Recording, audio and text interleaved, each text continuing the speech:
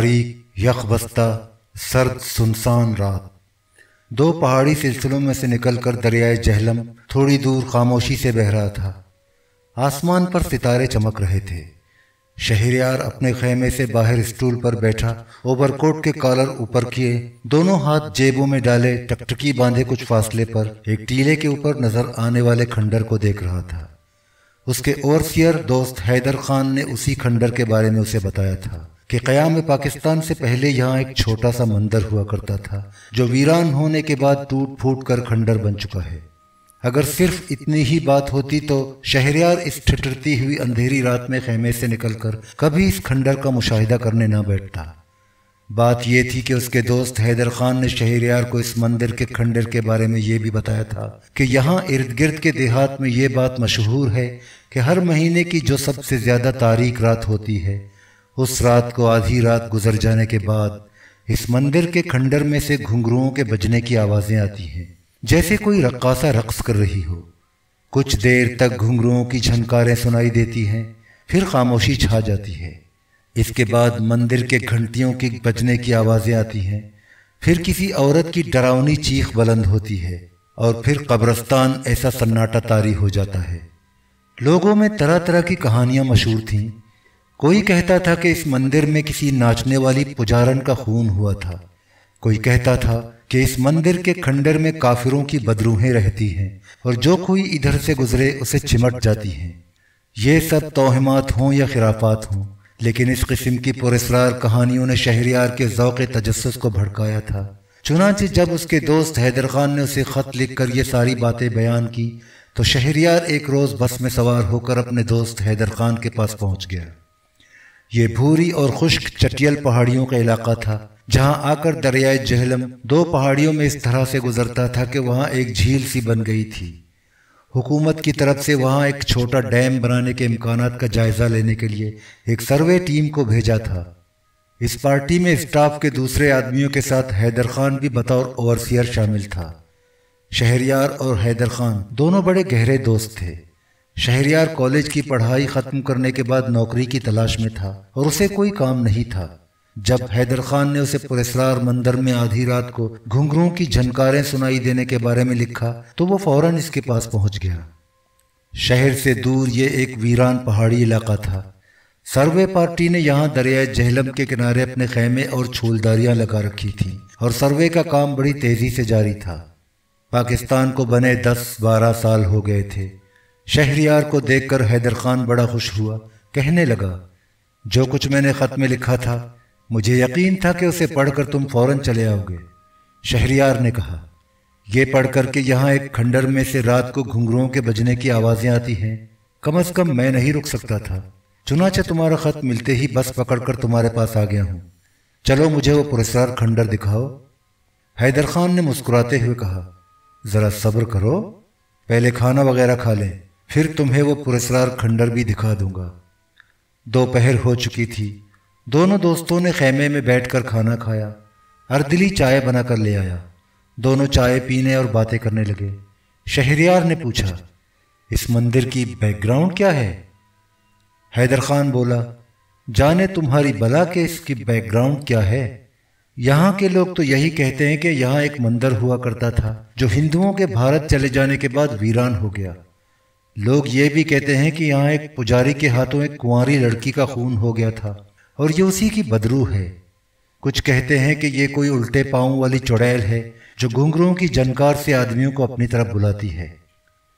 शहरयार ने मुस्कुराते हुए कहा, यार हैदर खान, किसी रात चलकर देखना चाहिए कि चुड़ैल कैसी होती है। मैंने आज तक उल्टे पाँव वाली चुड़ैल नहीं देखी। हैदर खान ने शहरयार को सख्ती से मुतनब्बे करते हुए कहा, खबरदार, उस मनहूस मंदिर की तरफ जाने का कभी सोचना भी नहीं। कहते हैं जो उस मंदिर की तरफ गया फिर वापस नहीं आया। अभी कल ही करीम बख्श कह रहा था कि गांव का एक आदमी पिछले बरस मंदिर में चला गया था। तब से लेकर आज तक उसका कोई पता नहीं चला कि वो कहाँ गायब हो गया। शहरयार ने पूछा, जब लोगों को मालूम है कि उस तरफ जो गया वापस नहीं आया, फिर वो आदमी क्यों चला गया था? हैदर खान बोला, करीम बख्श करीबी गांव का सबसे बूढ़ा आदमी है। हमारे यहाँ मजदूरों का मेट है। اس کا کہنا ہے کہ وہ آدمی مندر میں دبے ہوئے خزانے کے لالچ میں چلا گیا تھا۔ کیا اس مندر میں کوئی خزانہ بھی دفن ہے؟ شہریار نے پوچھا۔ حیدر خان نے کہا، بقول کریم بخش کہا جاتا ہے کہ ہندو یہاں سے جاتے ہوئے وہاں کوئی خزانہ دفن کر گئے تھے، بس وہ آدمی اسی لالچ میں مارا گیا۔ تم اس مندر کا کبھی رخ نہ کرنا۔ یک بستہ رات کے سناٹے میں شہریار خیمے کے باہر اسٹول پر بیٹھا یہی کچھ سوچ رہا تھا۔ آخر وہ ایک عام انسان تھا، نوجوان تھا، اس میں بھی عام انسانوں والی کمزوریاں موجود تھیں۔ کالج چھوڑنے کے بعد اسے کہیں نوکری نہیں مل رہی تھی۔ سوچنے لگا کہ اگر واقعی اس مندر میں کوئی خزانہ دفن ہے تو اسے نکالنے کی کوشش کرنی چاہیے۔ شہریار ماڈرن خیالات کا نوجوان تھا اور جن بھوتوں اور چڑیلوں وغیرہ کو محض توہمات سمجھتا تھا۔ اسے معلوم تھا کہ دیہات کے سادہ دل لوگ ضعیف الاعتقاد ہوتے ہیں اور اس قسم کی باتوں پر بڑی جلدی یقین کر لیتے ہیں، جبکہ اس خلائی اور کمپیوٹر کے دور میں ایسے توہمات کی کوئی گنجائش نہیں ہے۔ شہریار کا ان باتوں پر بالکل اعتقاد نہیں تھا۔ چنانچہ سرد رات کی خاموشی میں خیمے کے باہر بیٹھے بیٹھے اس نے دل میں فیصلہ کر لیا کہ وہ مندر کے کھنڈر کا کم از کم جائزہ لینے ضرور جائے گا۔ اس نے رسالوں وغیرہ میں پڑھا تھا کہ ہندو پجاری بھارت جاتے وقت مندروں کے خزانے عام طور پر زمین کے نیچے دبا گئے تھے، اور بعض مندروں سے ہندو پجاری کچھ عرصہ گزر جانے کے بعد پاکستان آ کر یہ خزانے نکال کر لے بھی گئے تھے۔ شہریار نے مندر کے کھنڈر میں جانے کے بارے میں حیدر خان سے کوئی ذکر نہ کیا، ذکر کر بھی نہیں سکتا تھا کیونکہ حیدر خان تو اس کے سخت خلاف تھا۔ شہریار کو حیدر خان کے پاس آئے 2 دن گزر گئے تھے اور ابھی اسے 3-4 دن مزید وہاں قیام کرنا تھا کہ جب حیدر خان وہاں نہ ہو تو وہ جائے، لیکن حیدر خان تو وہاں ڈیوٹی پر تھا۔ اسی طرح مزید 1 دن گزر گیا۔ اس کے اگلے دن ایسا ہوا کہ حیدر خان کو سرکاری کام کے سلسلے میں ٹھیکیدار اور SDO کے ساتھ لاہور جانا پڑ گیا۔ شہریار بڑا خوش ہوا کہ قدرت نے خود بخود موقع پیدا کر دیا ہے۔ حیدر خان نے شہریار سے کہا، میں صرف 1 دن کے لیے لاہور جا رہا ہوں، کل شام تک واپس آ جاؤں گا۔ میں نے اردلی کو ساری ہدایات دے دی ہیں، تمہیں کسی قسم کی پریشانی نہیں ہوگی۔ حیدر خان سورج غروب ہونے سے ذرا پہلے ٹھیکیدار اور SDO کے ساتھ بس میں بیٹھ کر لاہور چلا گیا۔ شہریار منمانی کرنے اور مندر کے کھنڈر کا سروے کرنے کے لیے آزاد تھا۔ اسے پکا یقین نہیں تھا کہ خزانہ اسے ضرور مل جائے گا، مگر وہ مندر میں جا کر ایک بار جائزہ ضرور لینا چاہتا تھا۔ دل میں ایک موہم سی امید ضرور تھی کہ شاید وہاں کسی خزانے کا سراغ مل جائے۔ لوگوں میں تو اس مندر کے بارے میں طرح طرح کی پراسرار آسیبی کہانیاں مشہور ہوتی، مگر شہریار اس مندر کو محض ایک کھنڈر سمجھتا تھا، اور کسی تاریخی کھنڈر میں جا کر مدفون خزانے کو تلاش کرنا اس کے نزدیک کوئی ایسی بات نہیں تھی کہ جس میں جان کا خطرہ ہو۔ حیدر خان سورج غروب ہونے کے بعد گیا تھا۔ پہلے شہریار نے سوچا کہ وہ کل دن کے وقت مندر جائے گا، لیکن دن کے وقت سروے پارٹی کے مزدور اور اسٹاف کا کوئی آدمی اسے مندر کی طرف جاتے دیکھ سکتا تھا، اور اس طرح حیدر خان کو پتہ چل سکتا تھا، جبکہ شہریار اپنی اس شوقیہ مہم کو خفیہ رکھنا چاہتا تھا۔ کم از کم حیدر خان سے وہ ضرور خفیہ رکھنا چاہتا تھا۔ چنانچہ اس نے رات کے وقت مندر میں جانے کا فیصلہ کر لیا۔ اس وقت اسے جاتے ہوئے کوئی نہیں دیکھ سکتا تھا۔ شہریار کو یہ معلوم نہیں تھا کہ وہ مہینے کی سب سے تاریک رات تھی، اور یہی وہ رات تھی جب اس مندر میں سے گھنگروں کی آواز کے ساتھ کسی عورت کی چیخ کی آواز سنائی دیا کرتی تھی۔ اس نے ایک چھوٹی ٹارچ اپنے پاس رکھ لی تھی۔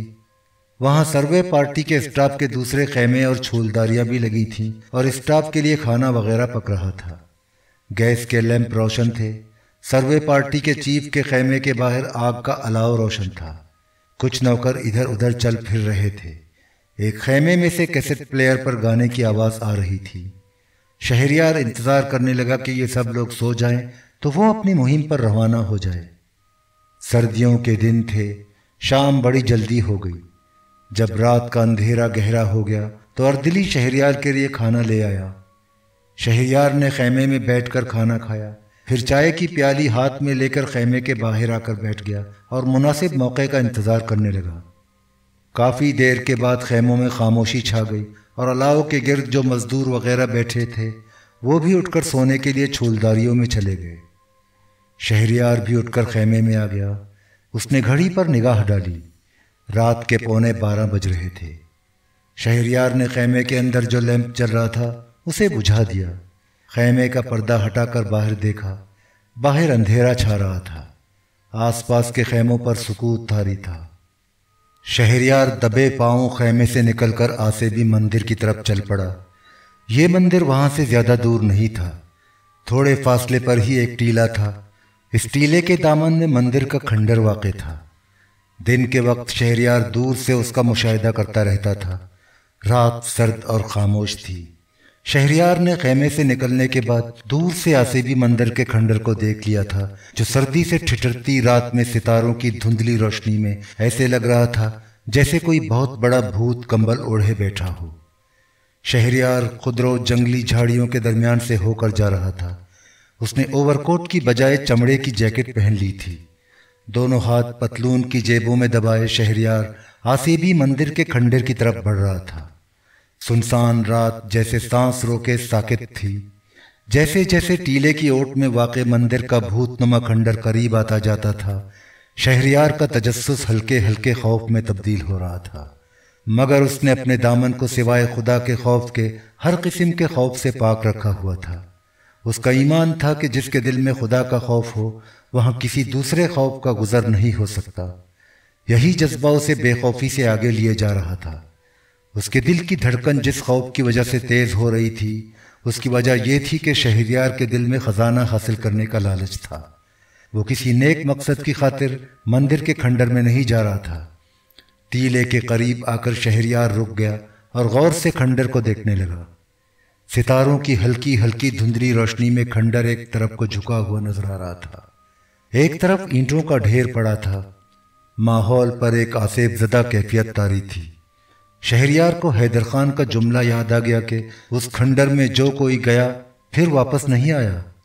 اسے گاؤں کے بزرگ کریم بخش کی وہ بات بھی یاد آ گئی کہ کچھ عرصہ گزرا ایک لالچی آدمی خزانے کی کھوج میں مندر کے کھنڈر میں گیا تھا اور آج تک اس کا پتہ نہیں چل سکا کہ وہ کہاں غائب ہو گیا۔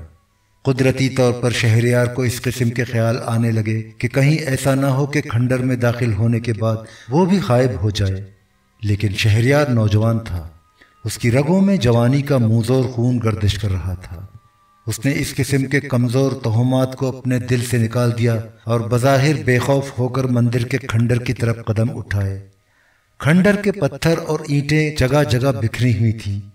وہ سنبھل سنبھل کر چل رہا تھا۔ مندر کی ایک منزلہ عمارت ٹوٹ پھوٹ چکی تھی، چھت ایک جانب جھکی ہوئی تھی۔ یہ چھوٹا سا مندر نما کھنڈر ٹیلے کی اوٹ میں کبھی ایک چبوترے پر بنایا گیا تھا۔ چبوترے پر 3-4 سیڑھیاں چڑھ کر جانا پڑتا تھا۔ سیڑھیوں کے پتھر بھی اکھڑے ہوئے تھے۔ مندر کے تنگ و تاریک دروازے کے پٹ غائب تھے۔ شہریار نے ٹارچ جیب سے نکال کر ہاتھ میں پکڑ لی تھی۔ چبوترے کے پاس پہنچ کر اس نے سیڑھیوں پر ٹارچ کی روشنی ڈالی۔ یہ 4 سیڑھیاں تھیں۔ جہاں سیڑھیوں کے پتھر غائب تھے وہاں گھاس اگی ہوئی تھی۔ جنگلی جھاڑیوں اور گھاس نے مندر نما کھنڈر کی ایک دیوار کو بھی آدھا ڈھانپ رکھا تھا۔ شہریار سیڑھیاں چڑھ گیا۔ مندر کے دروازے کے اندر اندھیرا چھایا ہوا تھا۔ کسی وقت کسی جھینگر کے بولنے کی آواز آ جاتی جو ماحول کو اور زیادہ ڈراؤنا بنا رہی تھی۔ شہریار نے دروازے پر ٹارچ کی روشنی ڈالی۔ اسے اندر اینٹوں پتھروں کی چھوٹی سی ڈھیری دکھائی دی۔ وہ اندر داخل ہو گیا۔ یہ ایک تنگ ڈیوڑی تھی۔ ٹارچ کی روشنی میں شہریار نے دیواروں کا جائزہ لیا۔ بائیں جانب والی دیوار میں اسے ایک اور چھوٹا سا دروازہ نظر آیا۔ وہ اس کی طرف بڑھا، ٹارچ کی روشنی ڈالی۔ ایک زینہ نیچے جاتا تھا۔ شہریار سوچنے لگا، اسے نیچے جانا چاہیے یا نہیں؟ اس کے دل میں سوائے کسی خفیہ خزانے کی تلاش کے دوسرا کوئی خیال نہیں تھا۔ وہ ابھی تک ایڈونچر کے موڈ میں تھا کہ تلاش کرنے میں کیا حرج ہے۔ اگر سچ مچ اسے کوئی خزانہ مل گیا تو وہ بھی ڈیفینس میں 4 کنال کی ایک عالیشان کوٹھی بنوائے گا، جدید ماڈل کی کاروں میں گھومے پھرے گا اور ساری زندگی کے واسطے فکر معاش سے نجات حاصل کر لے گا۔ اور اگر خزانہ نہیں ملتا تو نہ ملے، اس کے پلے سے کیا جاتا ہے؟ وہ سیڑھیاں اترنے لگا۔ ٹارچ اس نے روشن کر رکھی تھی۔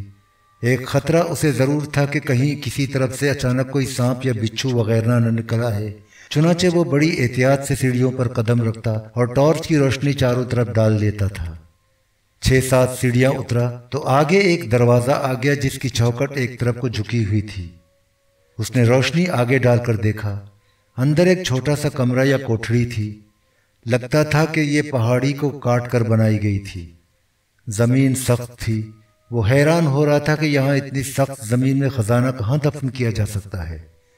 دروازے میں سے گزرتے ہوئے اس کے چہرے سے مکڑیوں کے جالے ٹکرائے۔ اس نے دونوں ہاتھوں سے جالے ایک طرف ہٹا دیے۔ اچانک ایک چمگادڑ چیخ مار کر پھڑپڑاتا ہوا شہریار کے سر کے اوپر سے نکل گیا۔ شہریار ایک دم نیچے ہو گیا۔ اس کا دل زور زور سے دھڑکنے لگا۔ ایک بار پھر گہرا سناٹا چھا گیا۔ زمین کے اندر بنے ہوئے اس تہخانے یا کوٹڑی کی فضا میں ایسی بو رچی ہوئی تھی جیسی بو کسی پرانی قبر کو کھودتے وقت آیا کرتی ہے۔ شہریار نے ٹارچ کی روشنی ڈالی تو اس نے دیکھا کہ سامنے والی دیوار میں ایک چھوٹی سی کھڑکی بنی ہوئی ہے۔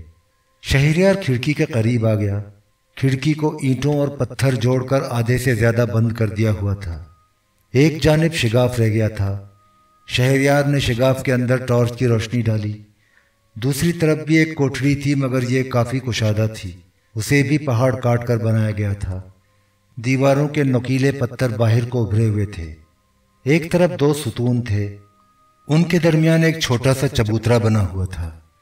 شہریار سوچنے لگا کہ ضرور خزانہ اسی کوٹھڑی میں کسی جگہ دفن کیا گیا ہوگا۔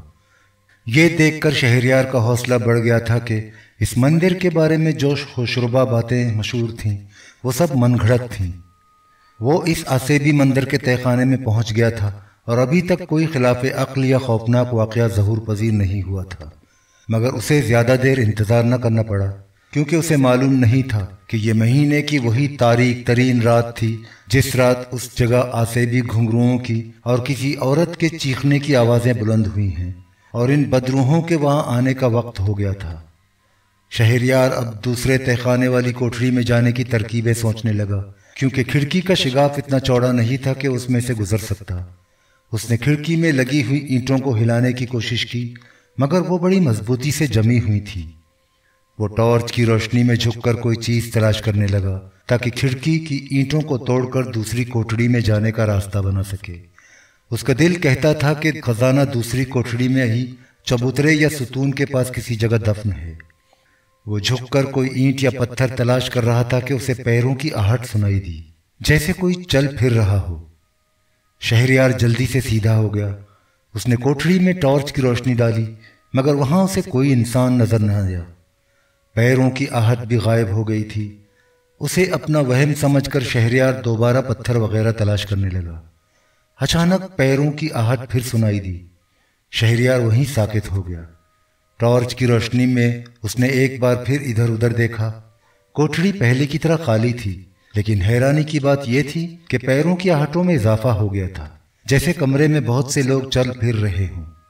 شہریار حیران سا ہو کر چاروں طرف نظریں گھما رہا تھا کہ اسے آدمیوں کے خسر پسر کرنے کی آوازیں سنائی دینے لگیں۔ چھوٹی سی کوٹھڑی ان آوازوں سے بھر گئی، مگر وہاں کوئی انسان نظر نہیں آ رہا تھا۔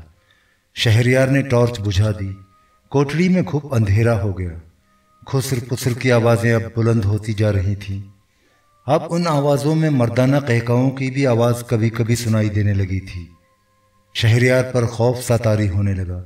اسے کچھ یقین سا ہونے لگا کہ اس مندر کے کھنڈر کے بارے میں جو پراسرار باتیں مشہور تھیں وہ غلط نہیں ہیں، لیکن یہ اس کے دل کو یقین تھا کہ وہ پکا مسلمان ہے، اور مسلمان پر ان بھوتوں اور چڑیلوں اور بدروحوں کا کوئی اثر نہیں ہوا کرتا۔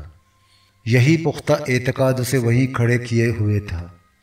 شہریار خزانے کے خیال کو تو دل سے نکال چکا تھا، اب وہ یہ دیکھنا چاہتا تھا کہ اس مندر کی عصیبی کہانیوں کی حقیقت کیا ہے۔ گھپ اندھیرے میں وہ آنکھیں گھما پھرا کر چاروں طرف دیکھ رہا تھا کہ شاید اندھیرے میں کسی چڑیل یا عصیب وغیرہ کی شکل نظر آ جائے، کیونکہ خسر پسر کی آوازیں اب زیادہ بلند ہو گئی تھیں۔ اس کوٹھڑی میں کچھ دکھائی نہیں دے رہا تھا۔ شہریار نے ذرا غور کیا تو اسے محسوس ہوا کہ آوازیں ساتھ والی کوٹھڑی کی کھڑکی کے شگاف میں سے آ رہی تھیں۔ وہ دیوار کے ساتھ پیٹھ لگائے کھسکتا ہوا کھڑکی کے چھوٹے شگاف کے پاس آ گیا۔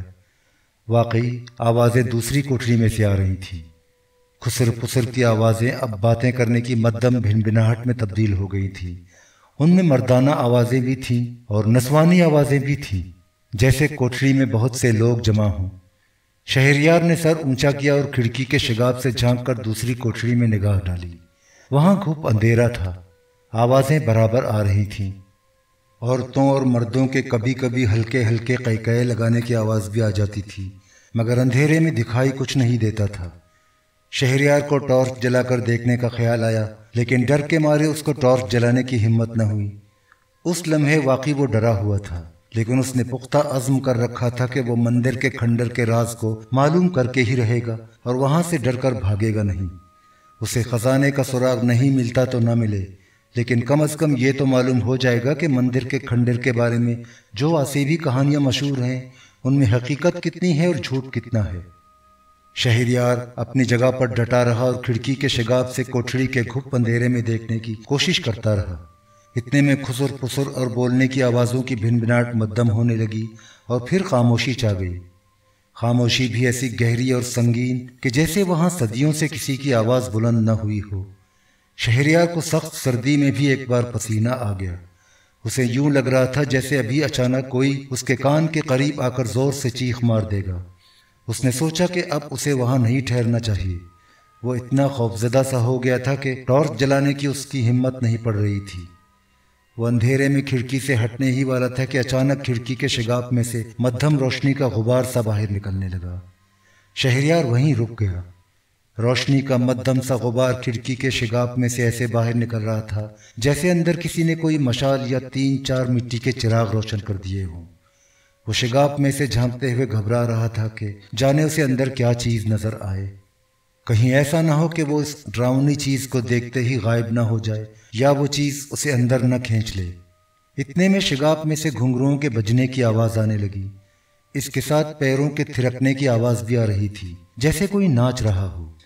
اس کے ساتھ طبلے کی ہلکی ہلکی تھاپ بھی سنائی دے رہی تھی۔ اب شہریار کے لیے صبر کرنا ناممکن ہو گیا تھا۔ اس نے سر اوپر اٹھا کر شگاف کے کونے میں سے اندر جھانک کر دیکھا۔ اندر یعنی دوسری کوٹھڑی میں اس نے جو منظر دیکھا اسے دیکھ کر یقین کرنا ہی پڑا کہ جو کہانیاں اس مندر کے متعلق لوگوں میں مشہور تھیں وہ غلط نہیں تھیں۔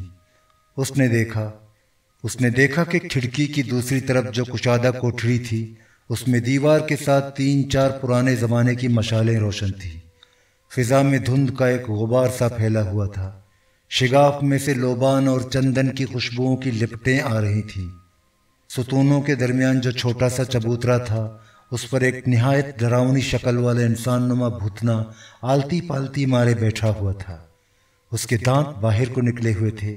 منہ کا دہانہ کافی چوڑا تھا جس میں سے رال ٹپک رہی تھی۔ اس بھوتنے یا بھوت کی آنکھیں بالکل گول اور سرخ تھیں۔ اس کی دونوں جانب نصف دائرے کی شکل میں اسی قسم کے بھوتنے آلتی پالتی مارے خاموش بیٹھے تھے۔ ان کی شکلیں بھی نہایت قریح المنظر اور ڈراؤنی تھیں۔ درمیان میں فرش پر ایک نہایت حسین و جمیل عورت عجیب قسم کے نیم عریاں لباس میں ناچ رہی تھی۔ گھنگرو اس کے پاؤں میں تھے۔ وہ تھرک تھرک کر پاؤں زمین پر مارتی اور پھر چکر لگا کر قریح المنظر بھوت کے سامنے جا کر ہاتھ باندھ کر اسے نمسکار کرتی اور ناچتی تھرکتی پیچھے ہٹنے لگتی۔ گھنگروؤں کی جھنکاریں فضا میں گونج رہی تھیں۔ شہریار یہ حیرت انگیز منظر دیکھ کر بت بن کر رہ گیا تھا۔ اسے یقین نہیں آ رہا تھا کہ جو کچھ وہ دیکھ رہا ہے اس میں کچھ حقیقت بھی ہے۔ جو عورت ناچ رہی تھی اس کی عمر 25-30 برس کی لگتی تھی۔ رنگ سانولا تھا مگر نقش بڑے دلکش تھے۔ بڑی حسین نازنین تھی۔ اس کے چہرے میں ایک پراسرار مقناطیسی کشش تھی۔ رقص کرتے ہوئے اس کا چہرہ اور زیادہ حسین اور دلکش ہو گیا تھا۔ شہریار اسے ٹکٹکی باندھے دیکھ رہا تھا جیسے اس عورت نے شہریار پر جادو کر دیا ہو۔ شہریار کے لیے وقت کا احساس ختم ہو گیا تھا۔ اسے کچھ خبر نہیں تھی کہ وہ کب سے وہاں کھڑا اس حسین و جمیل عورت کو رقص کرتے دیکھ رہا ہے۔ اسے اچانک خیال آیا کہ کہیں یہ عورت چڑیل تو نہیں ہے۔ اس نے عورت کے رقص کرتے پاؤں کو غور سے دیکھا کہ کہیں وہ الٹے تو نہیں ہیں، مگر اس کے پاؤں الٹے نہیں تھے۔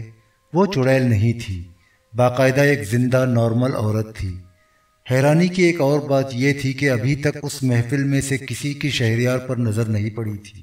نہ سینگوں والے قریح المنظر بھوتنے یا بھوت کو شہریار کی موجودگی کا احساس ہوا تھا، اور نہ بھوتوں کی اس محفل میں بیٹھے دوسرے بھوتنوں نے شہریار کی طرف آنکھ اٹھا کر دیکھا تھا۔ پھر ایسا ہوا کہ حسین و جمیل عورت رقص کرتی ہوئی کھڑکی کے قریب سے لہراتی ہوئی گزری تو اس نے آنکھیں اٹھا کر شہریار کی طرف دیکھا اور دیکھ کر بڑے دلکش اور پراسرار انداز میں مسکرا کر رقص کرتی دوسری طرف نکل گئی۔ شہریار پریشان سا ہو گیا کہ اس عورت نے اسے دیکھ لیا ہے، اب نہ جانے وہاں کیسا طوفان اٹھے۔ اس کریہ المنظر بھوت کو بھی پتہ چل جائے گا کہ اس کی خاص محفل میں ایک انسان چوری چھپے موجود ہے اور وہ شہریار کو اپنے کالے جادو کی طاقت سے اپنے قبضے میں کرے گا۔ مگر ایسا کچھ نہ ہوا۔ حسین و جمیل عورت رقص کرتے ہوئے کریہ المنظر بھوت کے سامنے گئی اور پہلے کی طرح ہاتھ جوڑ کر اسے نمسکار کیا، اور اسی طرح رقص کرتی ایک بار پھر کھڑکی کے پاس آئی جہاں شگاف کی دوسری طرف سے شہریار اسے چھپ کر دیکھ رہا تھا۔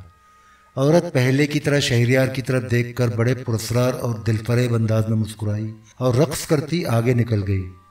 اس سے صاف پتہ لگتا تھا کہ بتنوں کی اس محفل میں صرف اس عورت نے ہی شہریار کو دیکھا تھا، اور اس نے کسی کو نہیں بتایا تھا کہ وہاں ایک انسان بھی موجود ہے جو چھپ کر ان کی دھما چوکڑی کو دیکھ رہا ہے۔ اس نے ایسا کیوں کیا تھا، یہ بات شہریار کی سمجھ میں نہیں آ رہی تھی۔ وہ اسی طرح کھڑکی کے شگاف میں سے عورت کو ناچتے دیکھ رہا تھا۔ ناچتے ناچتے عورت ایک بار کریہ المنظر بھوت کے سامنے گئی۔ اس نے دونوں ہاتھ جوڑے اور زمین کے ساتھ ماتھا لگا کر اوندھی ہو کر بالکل سیدھی لیٹ گئی۔ ہندو دھرم میں اس طرح پوجا کرنے کو ڈنڈوت کہتے ہیں۔ کریہ المنظر بھوت منہ کھول کر دانت نکالتے ہوئے گھسی ہوئی آواز میں بولا، کادمبری، کادمبری، تو نے ہمیں پرسن کر دیا، مگر تجھے اپنے مہا پاپ کا پھل بھگتنا ہی پڑے گا۔ اب اٹھ کر کھڑی ہو جا۔ اتنا کہہ کر کریہ المنظر بھوت نے اپنی ران کے نیچے سے ایک چمکتا ہوا خنجر نکال لیا۔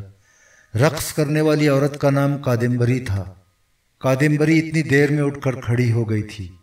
کریہ المنظر بھوت نے بجلی کی چمک کی تیزی کے ساتھ خنجر کادمبری کی طرف پھینکا۔ خنجر رقص کرنے والی عورت یعنی کادمبری کے سینے میں جا کر دھس گیا۔ کادمبری کے حلق سے ایک دلگداز چیخ کی آواز نکلی۔ چیخ کی آواز اتنی ڈراؤنی اور بھیانک تھی کہ شہریار بھی کانپ اٹھا۔ کادمبری زمین پر گر کر تڑپنے لگی اور تڑپتے تڑپتے غائب ہو گئی۔ کریہ المنظر بھوت اٹھ کھڑا ہوا۔ اس کی گول گول آنکھوں سے چنگاریاں نکل رہی تھیں۔ اس نے دونوں بازو ایک دم کھول دیا اور چلا کر بولا، کورو منڈل کے شپتال کی جے ہو۔ شنکر راؤ نے اپنا وچن پورا کر دیا۔ سارے بھتنے بھی اٹھ کھڑے ہوئے تھے۔ سب نے عجیب و غریب آوازوں میں مل کر جیکارے لگائے، کورو منڈل کے شپتال کی جے ہو۔ پہلے کریہ المنظر بھوت غائب ہوا، اس کے بعد دوسرے بھتنے بھی غائب ہو گئے۔ کوٹھڑی خالی رہ گئی۔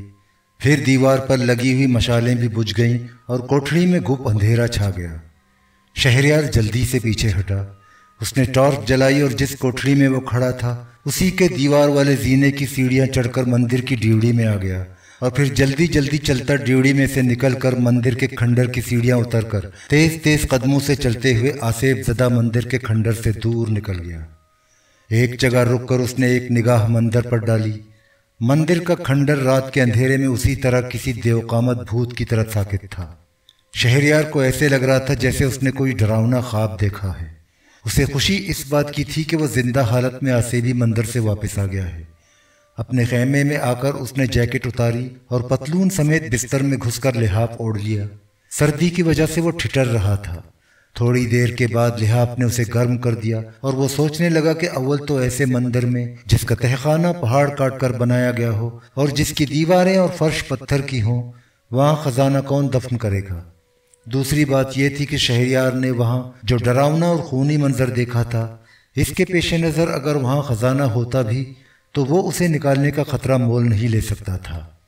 شہریار نے خزانے کا خیال تو دل سے نکال دیا تھا، مگر مندر کی پراسرار رقاصہ جس کا نام کادمبری تھا اسے بہت یاد آ رہی تھی۔ اس نے بڑے دل فریب انداز میں شہریار کی طرف دیکھا تھا۔ اسے افسوس تھا کہ کریہ المنظر بھتنے یا بھوت شنکر راؤ نے اسے ہلاک کر دیا تھا، لیکن وہ سوچنے لگا کہ یہ تو سب جادو اور طلسم کی کارگزاری تھی، اور یہ سب لوگ زندہ انسان نہیں تھے بلکہ بدروحیں تھیں۔ ان کا مرنا جینا ایک برابر ہی ہوتا ہے۔ شہریار نے رقاصہ کادمبری کے خیال کو بھی دل سے نکال دیا اور سو گیا۔ صبح وہ 10 بجے تک سویا رہا۔ اس وقت تک سروے پارٹی اپنے کام پر نکل چکی تھی۔ شہریار نے اردلی سے خیمے میں ہی منگوا کر ناشتہ کیا۔ پھر اسے بوڑھے میٹ کریم بخش کا خیال آ گیا، جس کے بارے میں حیدر خان نے بتایا تھا کہ وہ اس پراسرار مندر کے بارے میں بہت کچھ جانتا ہے۔ شہریار مزدوروں کے خیموں کی طرف گیا۔ کچھ مزدور سروے پارٹی کے ساتھ ہی گئے ہوئے تھے، باقی وہیں ادھر ادھر کے کاموں میں لگے ہوئے تھے۔ ان کا میٹ بوڑھا کریم بخش ایک طرف دھوپ میں بیٹھا تھا۔ شہریار سلام کر کے اس کے پاس بیٹھ گیا اور باتیں کرنے لگا۔ اس نے کریم بخش کو بالکل نہ بتایا کہ رات وہ مندر میں گیا ہوا تھا اور اس نے وہاں دہشتناک مناظر دیکھے ہیں۔ اس نے پرانے مندر کے بارے میں باتیں شروع کر دی اور پوچھا، کریم بابا، کیا واقعی اس مندر میں کسی خاص رات کو گھنگروؤں کی آواز آتی ہے؟ کریم بخش بولا، یہ آواز میں نے تو نہیں سنی، لیکن جن لوگوں نے یہ آواز سنی ہے وہ کہتے ہیں کہ مہینے کی سب سے تاریک رات کو وہاں سے گھنگروؤں کی آواز آتی ہے، جیسے کوئی عورت ناچ رہی ہو۔ شہریار نے کہا، یہ کوئی بدروح ہی ہو سکتی ہے۔ ہاں، بوڑھا میٹ گہری سوچ میں تھا۔ شہریار بولا، سنا ہے وہاں کوئی خزانہ بھی دفن ہے، کیا یہ سچ ہے؟